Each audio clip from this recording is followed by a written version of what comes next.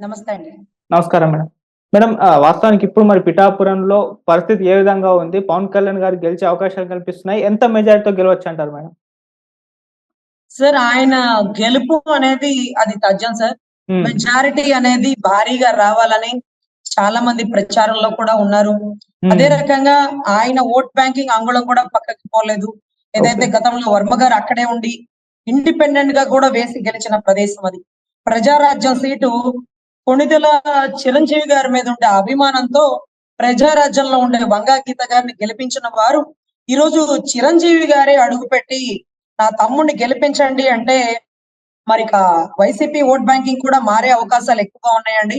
ఎందుకంటే అధినాయకుడే వచ్చి 2 చేతులు జోడించి మీరు నన్ను గెలిపించండి, నేను అడగట్లేదు, అభ్యర్థిస్తున్నాను అంటే రాష్ట్ర ప్రజలు సైతం కన్నీటి కేంద్రం అయిపోతున్నారండి. ఎక్కడెక్కడి నుంచో జబర్దస్త్ వాళ్ళు వస్తున్నారా? లేకపోతే నాటికలో నటించే వాళ్ళు వస్తున్నారా? సింగర్‌లు వస్తున్నారా?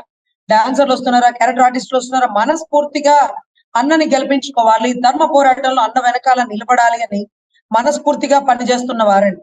ఓకే. ఇప్పుడు వాళ్ళు తెచ్చుకున్నారు శ్యామల రెడ్డి గారిని బహుశా. ఆవిడంటది సినిమాలో డైలాగులు ఇక్కడ కొట్టకూడదు అంటూ. సినిమాలో వేసే మేకప్‌లు నిండుగా వేసుకొచ్చి వంగా గీత గారు అమ్మ నువ్వు గెలవాలి, నువ్వు గెలవకపోతే నేను చచ్చిపోతాను అంటే నాకు గూస్ బంప్స్ వచ్చినాయండి అంటే మాకు జాతి జాతి రత్నాలు సినిమాల్లో గూస్ పింపుల్స్ వచ్చినాయి అంటారు చూడండి. ఆ హ్మ్. మాదిరిగా కామెడీ అయిపోయిందండి ఆవిడ.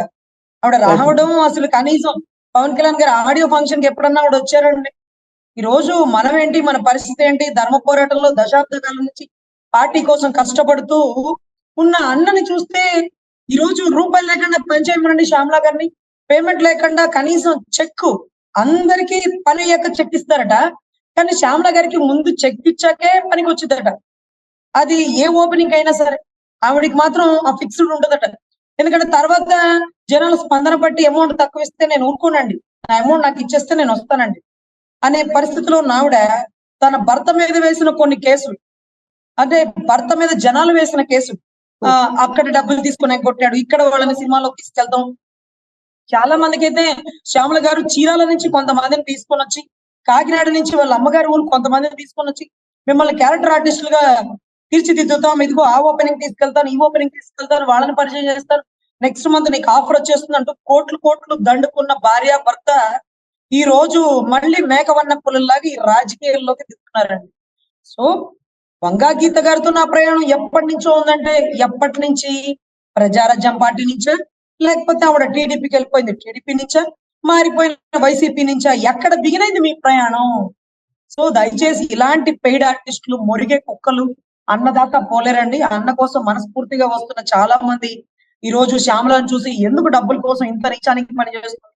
అన్న తన సినిమాలో నటించిన డబ్బంతా ఉద్దానం కిడ్నీ బాధితులకి, బోర్డర్‌లో సైనికులకి, కౌలు రైతులకి, అదే రకంగా ప్రతి బిడ్డ ఇబ్బంది పడుతున్న ప్రతి బిడ్డకి తన ఆర్థిక సహాయం అందిస్తూ పార్టీని కాపాడుకొస్తున్న వ్యక్తి గురించి ఒక్క పదవి కూడా అధిరోహించలేదు.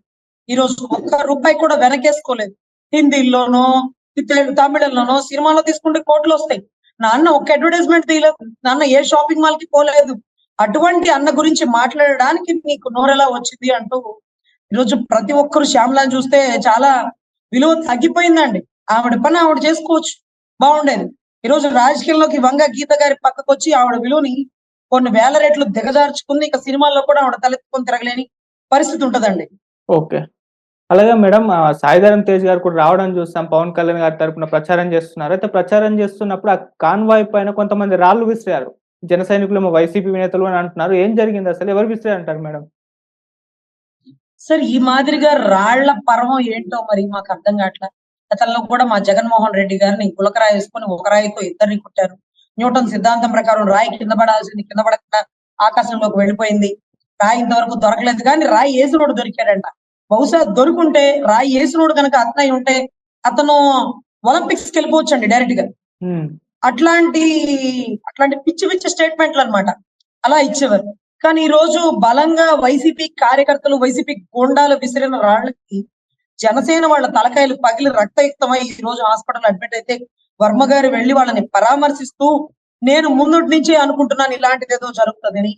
వైసీపీ అక్రమ దాడులు ధర్మ పోరాటం చేయలేక ఇలాంటి కుట్రకోణంతోనే ఎదుర్కోవడానికి చూస్తారని అంటూ ఈరోజు కొన్ని స్టేట్‌మెంట్‌లు ఇవ్వడం జరిగిందండి.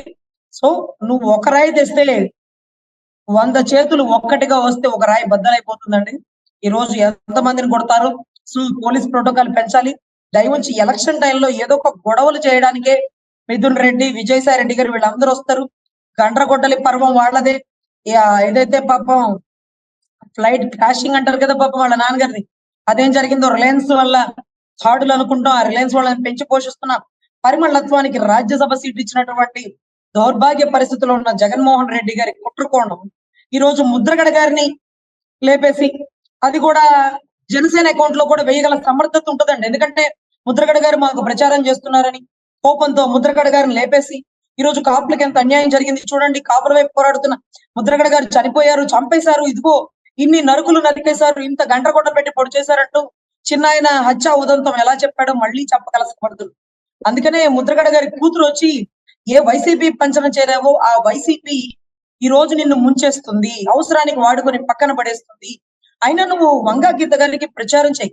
ముద్రగడ రెడ్డి పెట్టుకుంటాను, ఏదైతే ముఖాలకు రంగులు వేసిన వాళ్ళు తరిమి కొడతాను, ఎందుకు ఈ చెత్త స్టేట్మెంట్ లో అంటూ తన కూతురు చెప్పిన మాటలకి ఆవిడ నా ప్రాపర్టీ పక్కన వాళ్ళ ప్రాపర్టీ అంటూ కూతురుని సైతం ప్రాపర్టీతో పోల్చిన దౌర్భాగ్య పరిస్థితుల్లో ఉన్న ముద్రగడ గారిని కనీసం అంటే కనీసం పవన్ కళ్యాణ్ గారు ముద్రగడ గారు అని ప్రస్తావిస్తూ ఆ అమ్మాయి కండవా కప్పుకోవడానికి వచ్చినా సరే జనసేన కండవా కప్పకుండా తండ్రికి చెప్పి మీ నాన్నగారిని ఒప్పించి నేనే స్వయంగా మీ ఇంటికి వచ్చిన తర్వాతే నీకు కండవా కప్పుతానమ్మా, అప్పటి వరకు నువ్వు ఏ ప్రచారంలో వద్దు, నువ్వు ప్రశాంతంగా ఉండు. ఎందుకంటే ఈ రోజు నా కూతురుని తీసుకొచ్చి స్టేజ్ ఎక్కించావు, నీ భార్యలను ఎక్కించావా అని మాట్లాడుతున్న ప్రతి ఒక్కరికి నేనేమి ఎక్కించలేదు, నేనేమి నీ గురించి చెప్పలేదు, నేనేమి రమ్మలేదు. నీ మీద నువ్వు చేస్తున్న స్టేట్మెంట్లకి ఇది తప్పు నాన్న అంటూ బయటకు వచ్చిన ఆడపిల్ల నా దగ్గరకు వస్తే అమ్మా తప్పు రాకూడదు, నాన్నగారి దగ్గరే ఉండాలా, నాన్నగారు చెప్పిన తర్వాత రావాలా, నాన్నగారిని ఒప్పించి నేను ఈ రోజు జనసేన పార్టీకి తెచ్చుకుంటాను అంటూ నిండు ప్రజల సభ సాక్షిగా ఆయన ఇచ్చినటువంటి స్టేట్మెంట్ అండి. ఇంకా కూడా నా కూతుర్ని రోడ్డు మీదకి తెస్తావంటే అరే నీ చెత్త మాటలు వినలేక నీ కూతురు బయటకు వచ్చి ఒక స్టేట్మెంట్ ఇచ్చి నీ కూతురు తానే స్వయంగా స్టేజ్ ఎక్కి అయినా సరే ఆడింగి రాజకీయాలు చేయడం కరెక్ట్ కాదు కాబట్టి కండువా గప్పి ఈ రోజు రాజకీయంలోకి నా అన్న తీసుకోలే. అదే కండువా గప్పి రాజకీయంలోకి తీసుకుంటే ఒక వెహికల్ ఇచ్చుంటే చక్కగా స్టార్ క్యాంపెయినర్లుగా అమ్మాయి ఉండేది. మా నాన్నగారు అంతా అబద్ధం చెప్తున్నారు, దయచేసి మా నాన్నగారు చెప్పిన వంగా గీత గారికి ఓటేయకండి, మా నాన్నగారు మంచివారు కాదు అంటూ అదే జగనన్న పార్టీలో ఉంటే 4 పేజీల స్క్రిప్ట్ ఇచ్చి ఉండేవాళ్ళు, చక్కగా అదంతా చదివి ఉండేది. కానీ మా పవన్ అన్న ఎవరిని ఎవరితో తిట్టించారు. ఆయన్ని తిట్టిన వారిని కూడా ముద్రగడ గారు అనేటటువంటి ఒక మహోన్నత వ్యక్తి ఈ రోజు ఆడపిల్లతో రాజకీయం చేయడం కరెక్ట్ కాదమ్మా, నువ్వు వెళ్ళు, నాన్నగారిని ఒప్పిస్తా, నేనే స్వయంగా వస్తాను, తర్వాత నీకు మంచి పదవి ఇస్తానమ్మా, నిజం నిర్భయంగా మాట్లాడావు, నీ ధైర్యం నాకు నచ్చింది తల్లి అంటూ పొగడ్తలు చేసి దాంతో పంపించేశాడండి. అంతేగాని కండవ కప్పి ఆయనలాగా ఆయన ఒకటికి స్టార్ క్యాంపెయినర్ గా వచ్చారు, ఆయన కూతురు నేనే స్టార్ క్యాంపెయినర్ గా వస్తానన్నా సరే నా అన్న స్వాగతించాలా, అది కరెక్ట్ కాదు. నిజాయితీగా గెలవాలి కానీ ముద్రగడ గారు కరెక్ట్ కాదు, ముద్రగడ గారు ఇలాంటి వారు అలాంటి వారు అంటూ కూడా ఒక్క స్టేట్మెంట్ ఇవ్వలా. పెద్దవాళ్ళు అన్నాక తిడతారు మనం పడాలి అన్నటువంటి నా అన్న గొప్ప మనసుని బహుశా ముద్రగడ గారు అంటే ఆయన వయసుకి